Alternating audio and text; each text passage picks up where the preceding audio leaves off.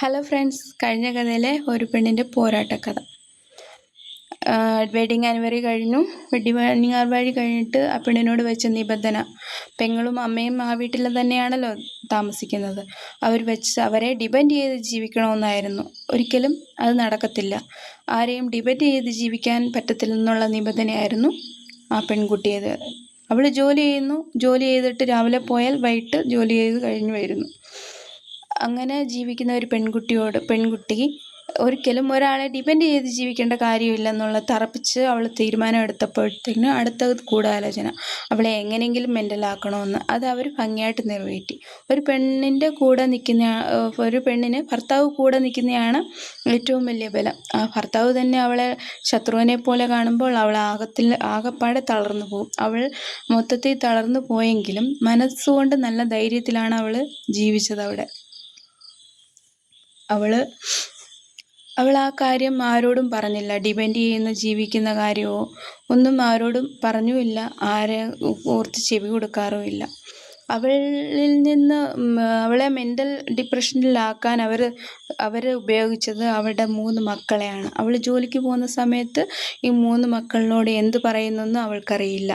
പക്ഷേ ആ മക്കൾക്ക് അമ്മയെ കാണുമ്പോൾ ഭയങ്കര ഭയമായിരുന്നു. ആ 3 പിഞ്ചു കുഞ്ഞുങ്ങൾക്കും അമ്മയോട് സംസാരിക്കാൻ ഭയമായിരുന്നു, അമ്മയുടെ അടുത്ത് വന്നിരിക്കാൻ ഭയമായിരുന്നു. ജോലി കഴിഞ്ഞ് വരുമ്പോൾ മക്കളെ അടുത്തിരുത്തി പഠിപ്പിക്കുന്ന അമ്മ പഠിക്കാൻ വിളിച്ചാൽ അവർ ഓടുകയാണ് ചെയ്യുന്നത്, തിരിഞ്ഞു ഓടും, പഠിക്കത്തില്ല.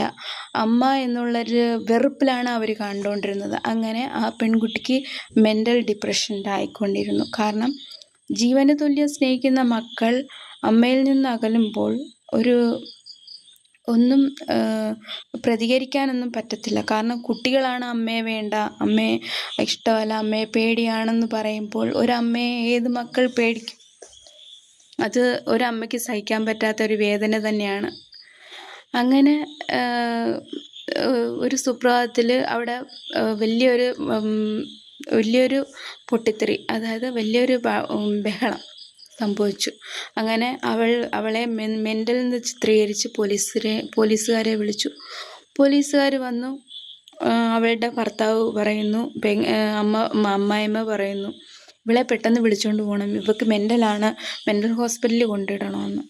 അപ്പോൾ പോലീസുകാർ തിരിച്ചു ചോദിച്ച ചോദ്യം, മെൻ്റൽ ഹോസ്പിറ്റലിൽ കൊണ്ടുപോകാൻ നേരത്തെ വല്ലതും ഹോസ്പിറ്റലിൽ കൊണ്ടുപോയതിൻ്റെ തെളിവുണ്ടോ? സർട്ടിഫിക്കറ്റ് ഉണ്ടോ? ഉണ്ടെങ്കിലേ അവിടെ എടുക്കത്തുള്ളൂ.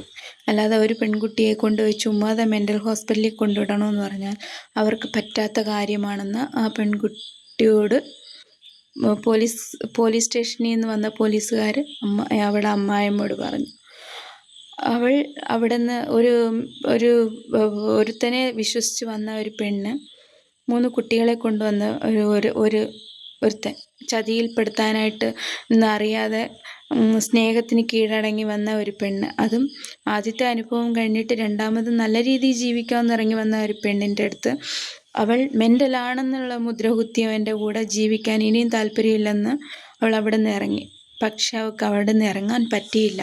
3 മക്കളെ ഓർത്ത് അവൾക്ക് മരിക്കണമെന്നൊരിക്കലും ചിന്തിക്കാതെ ജീവിക്കണം തന്നെയുള്ള ചിന്തയിൽ എങ്ങനെയെങ്കിലും ആ മക്കളെയും കൊണ്ട് അവിടെ നിന്ന് രക്ഷപ്പെടണമെന്ന് അവൾ ചിന്തിച്ച് അവൾ ഓടിച്ചെന്ന് അവിടെ അടുത്തുള്ളൊരു അമ്പലച്ചുവട്ടിലിരുന്ന് അവിടെ കൽപ്രതിമയാണോ എന്നുള്ള ചിന്തയില്ലാതെ ഒരു മനുഷ്യനെ പോലെ കണ്ട് ആ ദേവിയോട് അവൾ സംസാരിച്ചു.